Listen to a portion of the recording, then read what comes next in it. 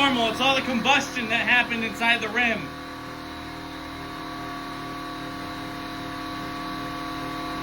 But because you have that locked valve, it's going to pump up that tire.